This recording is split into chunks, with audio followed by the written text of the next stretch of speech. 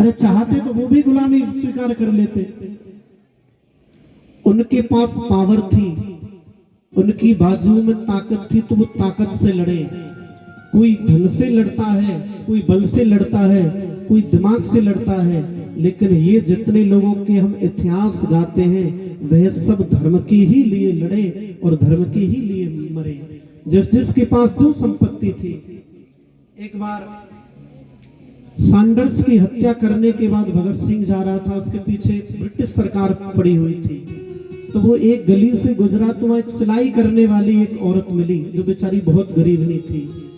और भगत सिंह को देख करके उसने कहा, बेटा तू तो चोर है। चोर बोले, बहन मैं चोर नहीं हूँ, मैं इस देश के लिए कुछ करना चाहता हूँ, लेकिन उसके लिए पुलिस पीछे पड़ी है और मेरे पास कोई पैसे की अर्थव्यवस्था बहुत कमजोर है।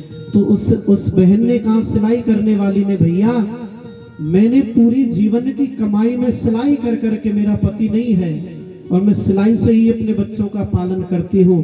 मैं अपने बच्चे को अनपढ़ रख लूंगी, मेरे 2 बच्चे हैं, मैं उनको अनपढ़ रख लूंगी।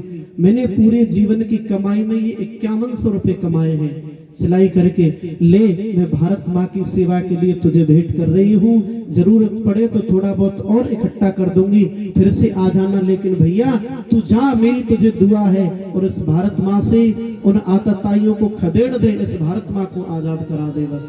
तो यहाँ ऐसा नहीं है जन बच्चे का योगदान है, किसी का तन का योगदान है तो किसी का धन का योगदान है।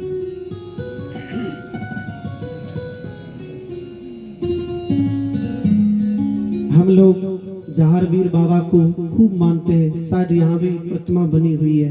हम केवल इतना जानते हैं कि जाएंगे झोली ले जाएंगे, बाबा ये दे देना वो दे देना, दुकान नहीं चल रही है, बच्चे नहीं हो रहे, इतना मांगना तो बहुत आसान है। लेकिन उन्होंने क्या किया यह समझना बहुत बड़ी बात है। यह भी चौहान वंश के शासक थे और इनकी महमूद गजनवी अफगानी लुटेरे से लड़ाई हो गई। अपने नाती बेटा सबको एकत्र करके इस भारत भूमि से लूट के नहीं जाने देंगे, सामने खड़े हो गए। वो सेना में बहुत ज्यादा था महमूद गजनवी, सन 1200 सन के आसपास की बात है, और उस युद्ध में वीर गति को प्राप्त हो गए।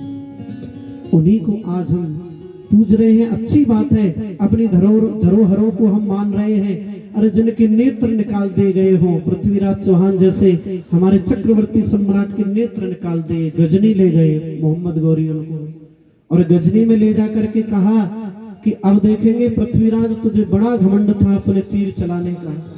उनका एक कवि था जिनका नाम था चंद्रवरदाई, और वो बोलता है, वो गौरी अरे आंखी तो निकाली है, दिमाग से कोई दिमाग की नसें थोड़ी ना निकाली है। यह तो वह योद्धा है जो शब्द पर तीर चला सकता है। मोहम्मद गौरी ऊंचे सिंहासन पर बैठ के बोला, ऐसा भी कभी हो सकता है कि बिना आंखों के कोई तीर चला दे?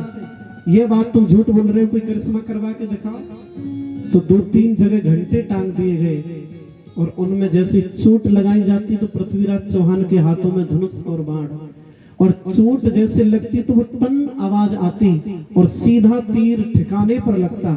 दोनों तीर जाके ठिकाने पर लगे। आज विधर्मी जो विरोधी था वो भी तारीफ करने से नहीं रह पाया, और मुंह से अचानक से निकल गए, वाह पृथ्वी वाह, कमाल है तेरी कला के लिए। इतना निकलाई था कि चंद्रवरदाई जो कभी बगल में बंधे हुए थे, उन्होंने तुरंत एक दोहा बनाया, 4 बांस 24 गज अंगुल अष्ट प्रमाण, ताऊ पर सुल्तान है मत चूके चौहान। ये आखिरी मौका है, मैंने तुझे मापदंड करके बता दिया वो कितनी लंबाई चौड़ाई पर है, कितनी दूरी पर बैठा है। दिमाग में सोच ले, 4 बांस की लंबाई 24 गज भी जोड़ ले और उसमें 8 अंगुल जोड़ लेना, इतनी दूरी पर वो है। मोहम्मद गौरी सुल्तान है, तो चूकना मत। और जितनी केवल इतनी ही बात पृथ्वीराज ने सुनी, दिमाग से वो बोल रहा है वाह पृथ्वी, और धनुष बाण उठाए, वो आकलन किया लंबाई चौड़ाई का और तीर मारा तो ठीक निशाने पर लगा। अपनी मौत से पहले मंच पर बैठे हुए और 7 फुट ऊंचे सिंहासन पर बैठे हुए मोहम्मद गौरी को खत्म कर दिया। ऐसे समाज में पैदा हैं हम लोग कहाँ सो रहे हैं? एक बार जोरदार जयकारा बोल भक्तवत्सल भगवान की जय।